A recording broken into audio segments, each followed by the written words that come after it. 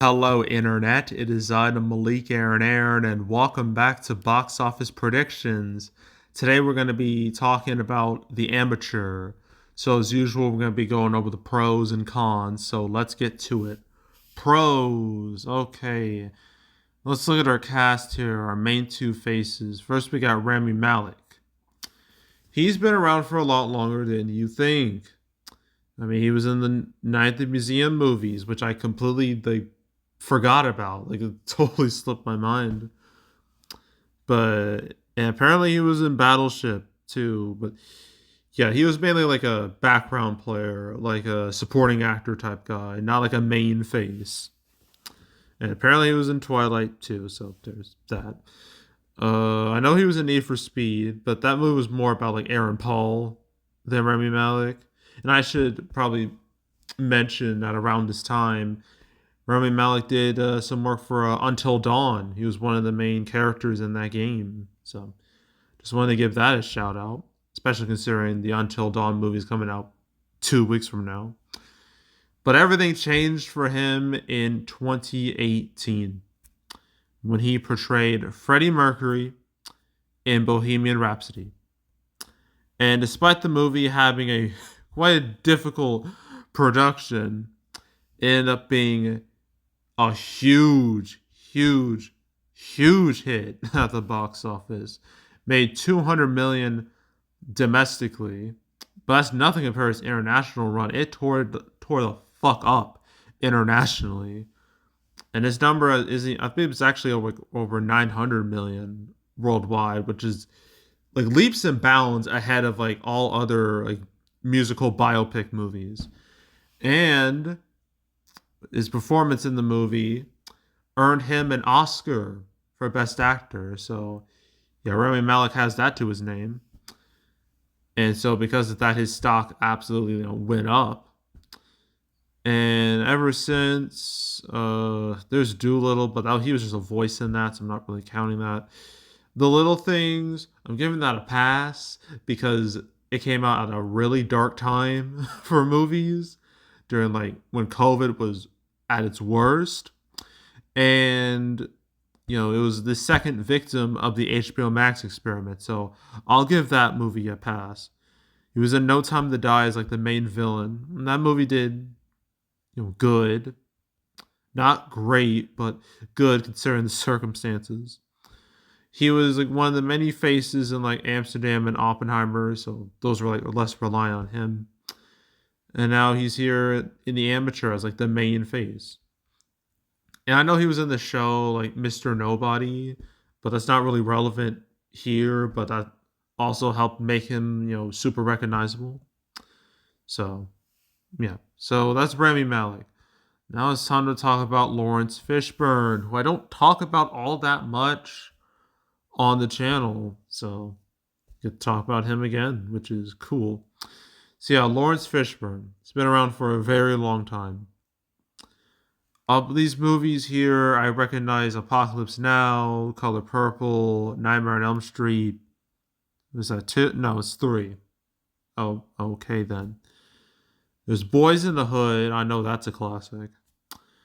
Um, Trying to find something. The Matrix, Morpheus, where they literally killed his character off, not in the movies, but in a damn game. I think it was Matrix Online, where he was canonically killed off, which is just crazy to think about. But yeah, obviously, Lawrence Fishburne's most iconic role is Morpheus in the Matrix trilogy, the original trilogy.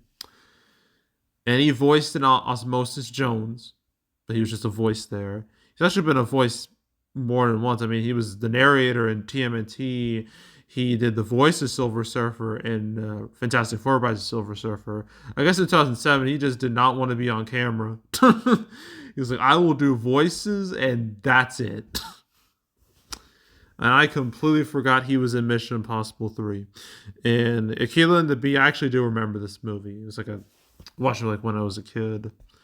But what else do we got? 21, Predators, Contagion, the most important movie of the 2010s for obvious reasons.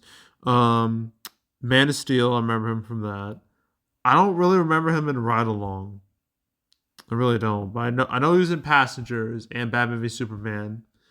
He was in the John Wick movies, 2, 3, and 4. He was in Ant-Man the Wasp, something that even he forgot about. Because apparently someone went up to him, and I think I heard someone went up to him and said, "Oh, I loved you in Ant-Man the Wasp," and apparently he was so confused that he himself forgot he was even in that movie. um, but then we got the Mule, which did solid business. Where did you go, Burn? I don't know who remembers that movie. Not even me. And then after that, not a whole lot. He was a voice in Transformers 1. He was a part of Megalopolis, which let's just not talk about that movie. um, and yeah, so people know who Lawrence Fishburne is. So you got two recognizable faces in the movies. Apparently, I guess he's not like a main face, but John Berthenol, he's in here. Marvel's Punisher. But I'll talk about him, more detail when I talk about Accountant 2 later in the month. But yeah, he's a very much like a recognizable face at this point. But I'll talk about him, when I talk about Accountant 2. And shoot, I went too far back. So yeah, cast, I'll label that as a pro. Another pro is that reviews are okay ish. That's a 61%. That's not terrible or anything. That's just like a, yeah, positively mediocre. Audience reaction is, a lot better. Has an 89% score there, and its cinema score is a B plus, which is just fine. If it was like a B or lower, I'd be concerned. But a B plus is fine. It's okay. So yeah, word of mouth overall is like good, not spectacular, but it's not like no real negatives. So I'll label that as a pro. Another pro, in terms of direct competition, I mean, A Working Man is about to enter its third week, so it's old news at this point. There's of all the movies coming out this weekend, there's Warfare, but I don't. I mean, they're Amateur's more of a thriller, while Warfare is more of a straight up action flick. So I don't think it. I wouldn't consider that movie direct competition.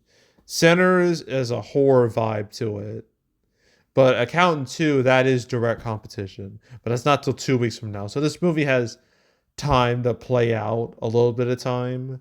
So I guess I'll label it as like a minor pro.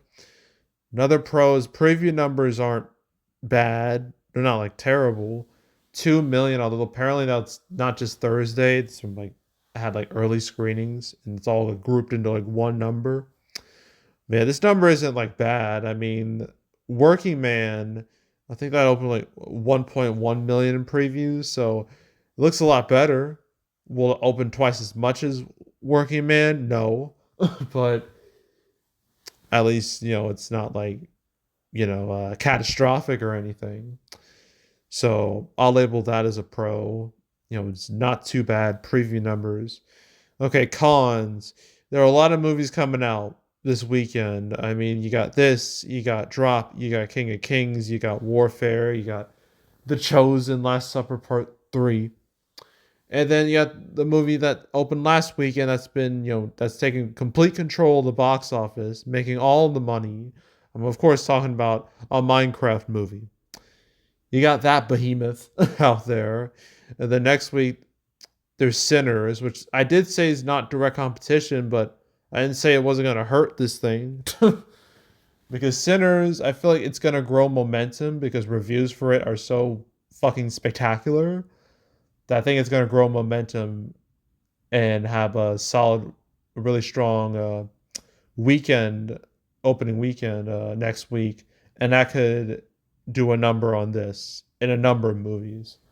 But we'll see. But yeah, there's a lot of movies out right now. And when you have that many movies, like, the smaller movies or like the least less important movies tend to suffer. So Yeah, especially dealing with like Minecraft out there. Yeah, I'll label that as a con. Another con, uh, besides direct competition, I guess 20th Century Studios. I guess I can talk about them. This is the former Fox. Their track record is hella inconsistent, to say the least. I mean, they've had some hits. Avatar 2, duh. Came into Planet of the Apes, and Alien Romulus last year. Both did really good. Well, Alien Romulus more than Kingdom of Planet of the Apes, but both did really solid. And then you got Free Guy in 2021, which did great considering what he was dealing with. But yeah, most of the movies they released have not been have not done that great, really. Like First Omen, that completely tanked, and it wasn't even like a bad flick or anything. Nobody cared. And the creator that ended up underperforming quite a bit. West Side Story was a flop. Barbarian did good. But yeah, like when it comes to like this, I guess division within Disney, it's kind of hit or miss. And that I would label a con, just lack of consistency. So but that's kind of more of a minor con, not like a huge thing. It's just something to note. Um, I think that's really it. There's not a whole lot to really say about this movie. So, yeah. Opening weekend, it's projected to hit 15 million, so about the same as A Working Man. Um, so I guess I'll just stick with that. 15 million. It's total. Its legs should be fine. Like 40, 50 mil. I can see it hitting that. Which means this movie's gonna have to do better internationally because it costs like $60 million. So 40, 50 million domestically, that's not really gonna cut it. So yeah, it needs to, pull its weight internationally. But yeah, that's really it. I mean, 15 million. I mean, when I saw the trailer for this movie, I looked at it and I was just like, whatever. It looked super generic to me. And I thought it would only open like 10 million or less. So 15 million is not great, but it could be a whole lot worse. So yeah, and that's it for the amateurs. We got 3 more movies. I'm not doing The Chosen because that was like 2 parts already. I'm not doing the third part. I'll talk about The Chosen. Um, I guess I'll talk about all 3 parts when I do my April recap because it'll be easier to do so. But yeah, I'm not doing The Chosen. I will do Drop, King of Kings, and Warfare. I'll do those, and that's gonna be it. So yeah, so that's it. That's all. Make sure to subscribe, like this video, leave a comment, turn on notifications, share the whole drill. You want to check out more videos like this? I got playlists on the homepage, all previous prediction videos I made this year, the past few years. You want to watch any of those videos, go right ahead. There's also box office recaps where I go over the box office results for any particular month. March recap, that will be next week. Next weekend, I think. Yeah, about next weekend, if things go to plan. That video is gonna be so negative in tone, so I'm just giving you a little warning because in March you had basically pretty much nothing good. March was a disaster. April has been a million times better already, so yeah, that's nice. But yeah, March sucked ass, and you're gonna hear me, complain about it in that video. So stay tuned for that one. But April recap, that'll be the second week of May, roughly. So stay tuned for that as well. If you want to watch any of the past recap videos I made on the channel, you can go right ahead. There's also the canceled series. I went over all the movies that were supposed to come out but didn't. I don't think I ever talked about The Amateur. No. Maybe in passing in a video, but like I said, it's never like a main subject in a video. But there's 250 episodes of Canceled, so you want to binge watch that whole series from beginning to end. I highly suggest you do that, so go do it. And yeah, that's it. That's all. I am out. Goodbye.